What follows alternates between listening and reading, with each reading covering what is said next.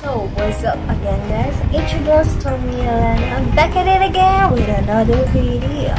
So, itong video na to is gonna be teaching you how to put on contact lens with a long nail. So, I'm gonna be showing you how I put on contact lens with my long nails. And if you're sensitive na tao and ayaw makakita ng mga ganitong pangyayari sa iyong buhay, you may click out of this video. So, as you can see, tapos na yung aking kilay. So, yung first ko na in-upload na video is about how I do my kilay. So, I know this kilay is dramatic para sa most of you, and I know that. So, don't come to me at the comments like, ate, yung kilay mo, grabe. I know, okay? And I want it like that. So, without further ado, let's get right into the video.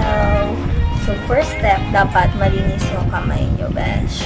Kakatapos lang natin, as I've said, kakatapos lang natin sa ating kilay. So, may mga product sa ating mga kamay. So, nakapagbukas na ako ng kamay. So, ayun. And then, so, ito yung aking contact lens. Basta, ito yung aking contact lens. Hindi siya maklaro sa camera kasi color gray siya. And, first thing na kailangan mo kung magko-contact lens ka is solution. So, this is EO Lens Flow. Yan. Hindi to siya sponsored, but I'm just showing you. So, yan, nilalagyan lang natin siya ng bagong solution. So, ayun, i-close ko na muna siya at ibababad muna natin siya for like 1 minute, 2 minutes, 3 minutes, however long you want it. Kasi, para mag-soft yung lens niya and hindi ma-irritate yung mata mo. So, dapat fresh ang solution sa contact lens, naka-wash ng hands.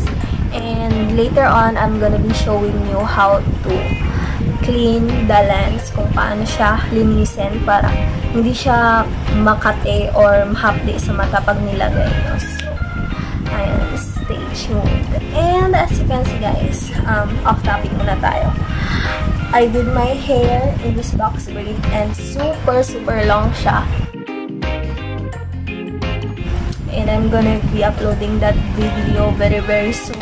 So if you like it, please subscribe to my YouTube channel if you want to know how I did my box braids. So first thing is we're gonna get our contact lens. Ganyan. And I know you can't see, but may mga particles na maliliit sa aking lens. So I don't want that in my eyes. So nilalagay ko lang siya sa aking palm ng ganito. Lagyan ng solution. And just softly i-rub ko siya against sa aking palm para malinis yung lens. And matanggal yung mga particles na I don't want sa aking, na madikit sa aking eyes kasi yan yung nagpapakate, pula sa ating eyes. So, let's just make sure na malinis talaga yung ating lens. Ganyan. And I'm just gonna do it once or twice. So, I just did the process twice. And, I think okay na naman siya kasi wala na akong nakikita mga particles. So, let's get right into how to put this in your eyes with long nails. So, first is, ilalagay nyo lang siya sa inyong point finger ng ganito, and make sure hindi baliktad yung inyong lens. Make sure nakaganon siya, like pa ganon, hindi siya pa ganon, diba? Like pa ganon, tas yung sa ends ng kanyang edges ng kanyang basta yung bilog pa ganon. Like nakabuka siya ng ganon. So that's how you know na baliktad yung lens mo. So ayan, and then ibubuka nyo lang yung eyes nyo ng itong mga fingers na to. And ilalagay nyo na lang. Wait, I can't